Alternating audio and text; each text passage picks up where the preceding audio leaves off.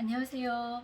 2020년 6월에 뼈와 림프까지 암이 전이되어 4기 유방암 진단받은 그럼에도 감사한 그럼에도 행복한 지윤입니다.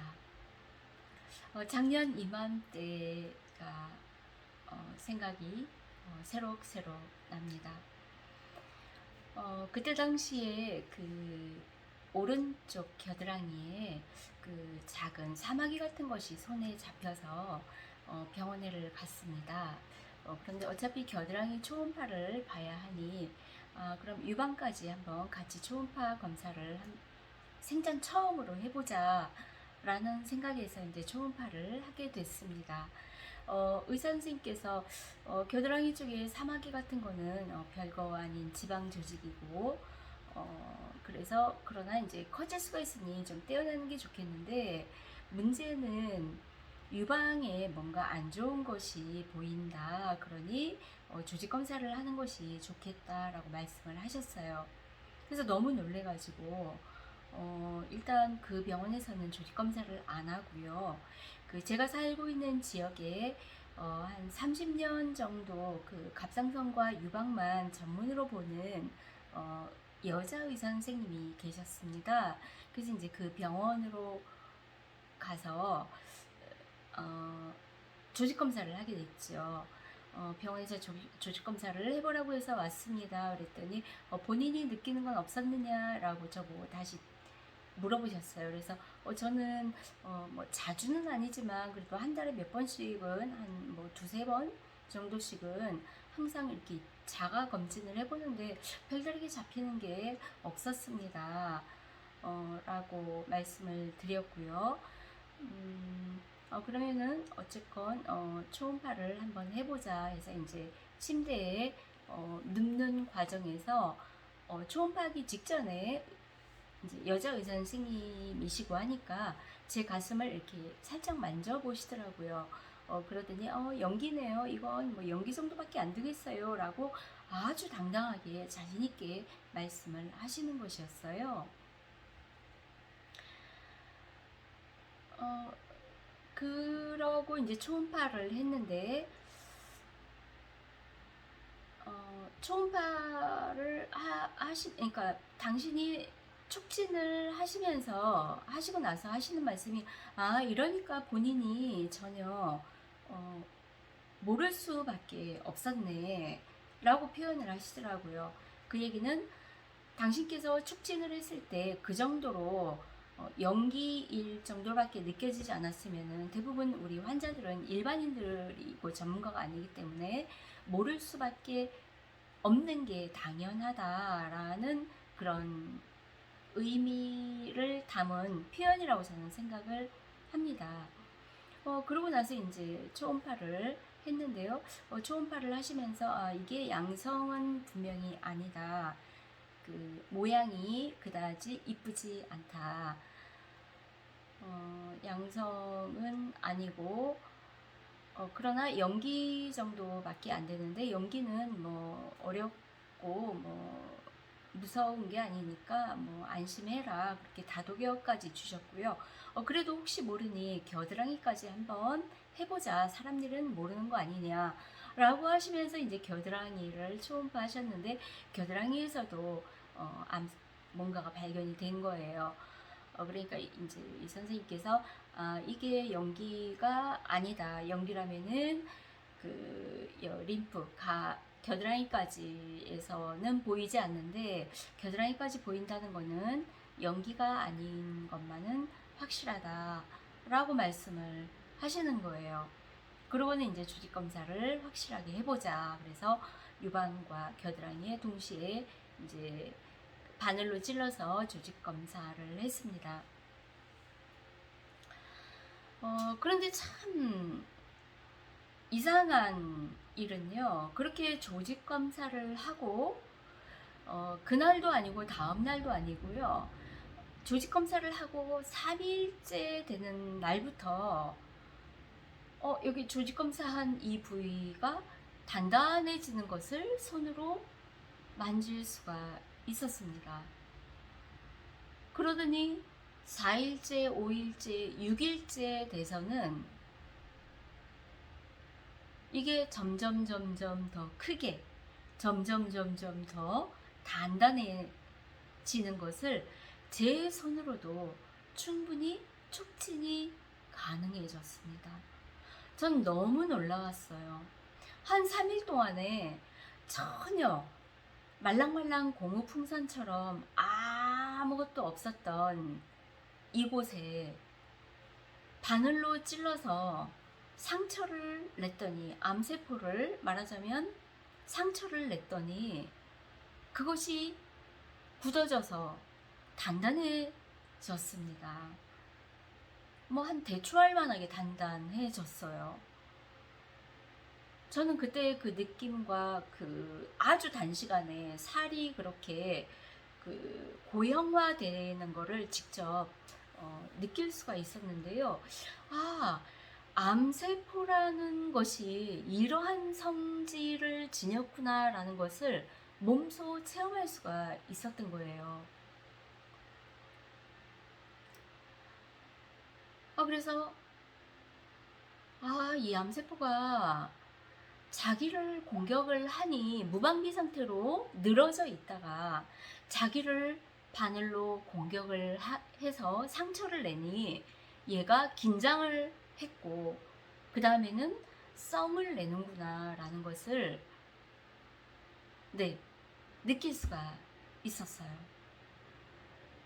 그러면서 그렇다면은 수술이라는 거를 만약에 할 수 있어서 수술이라는 걸 하게 된다면 얘는 어마어마한 화를 내겠구나 라고 막 연상이 되는 거예요.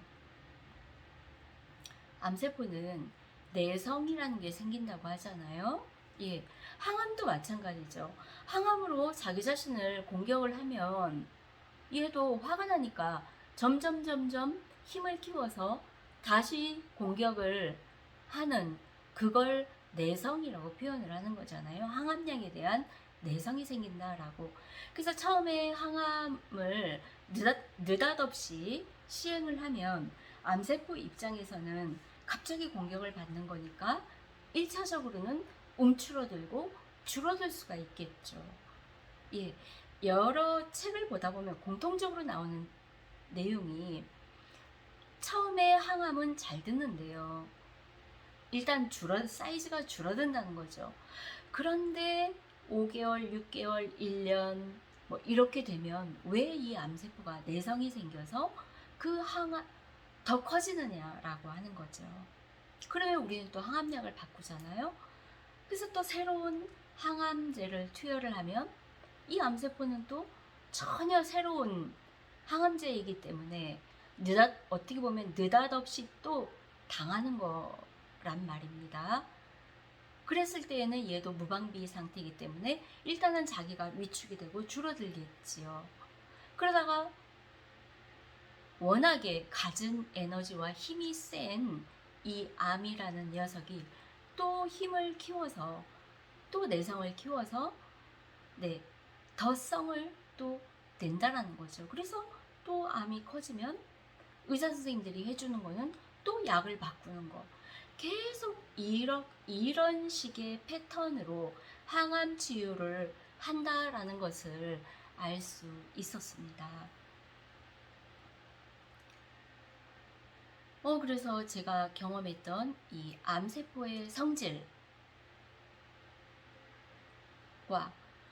이 암이 그런 내성이 생긴다라고 하는 이 내용을 결부지어서 생각을 해보니, 이거 항암 치유라는 거를 섣불리 해도 되나, 그런 생각이 사실은 제일 먼저 들었던 것이에요.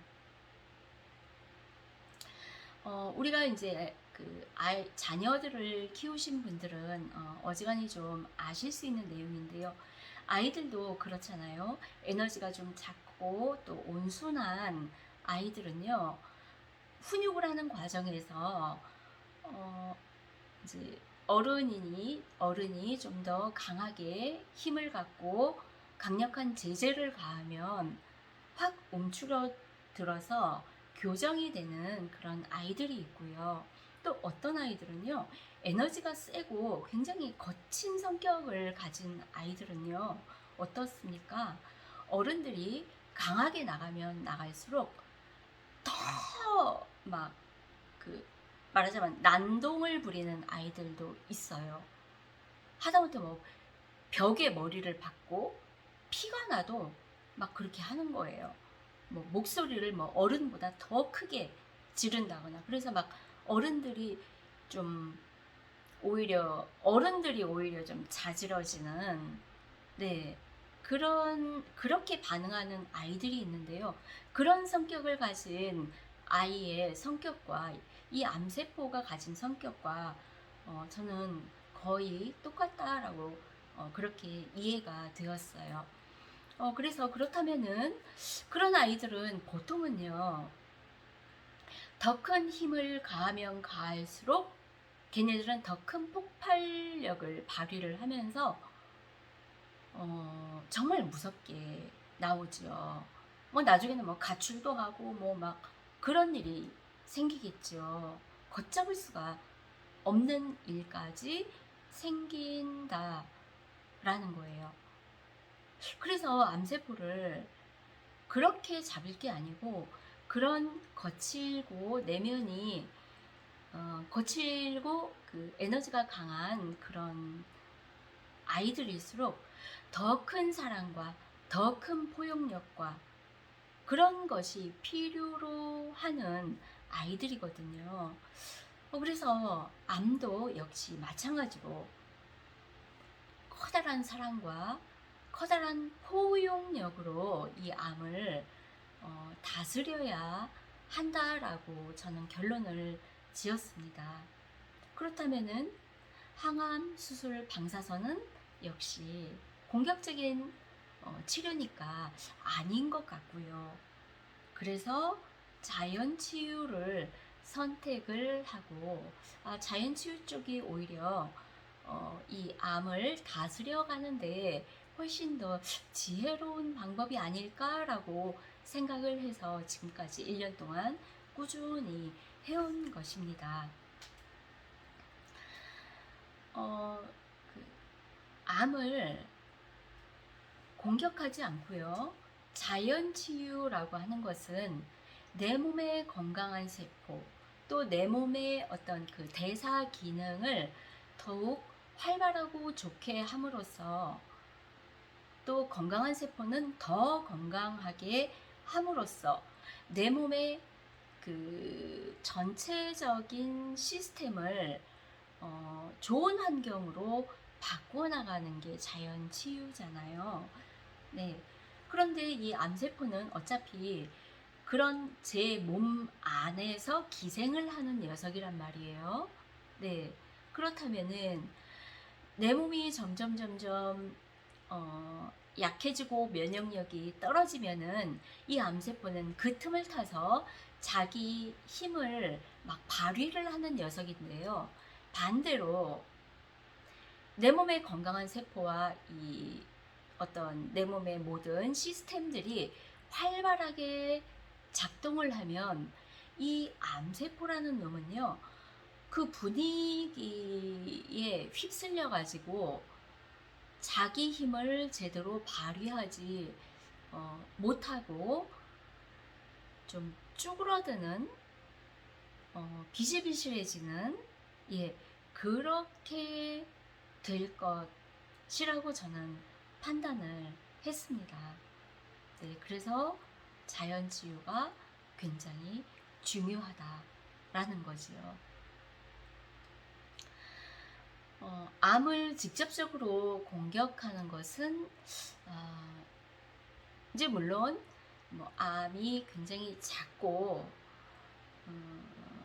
뭐 아주 초기에 발견을 했다 하면은 무차별로 공격해서 딱 없애고 자연치유를 바로 이렇게 하는 것도 좋은 방법일 수는 있습니다. 그런데 이제 저 같은 경우는 이미 뼈전이까지 돼서 뭐 어떻게 보면은 이제 이 암이 그 성이 날 때, 그러니까 암 입장에서 보면은 제 성질을 마음껏 부릴 정도의 힘이 길러진 상태이기 때문에 지금 상태에서는 공격을 해봤자 역효과가 날 수 있는 시점이 아니겠는가라고 판단이 드는 거지요. 그래서 지금 자연치유를 하고 있는데요.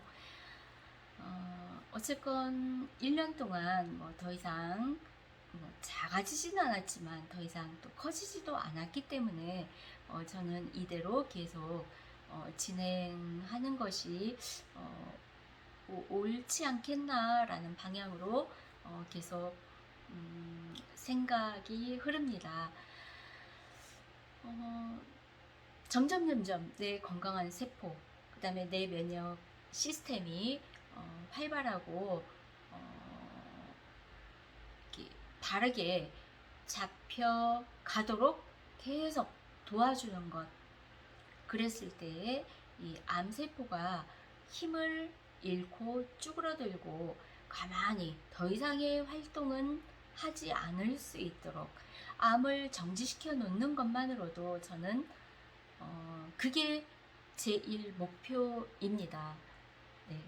그냥 암을 더 이상 활발하게 활동성 있게 하지 않는 것.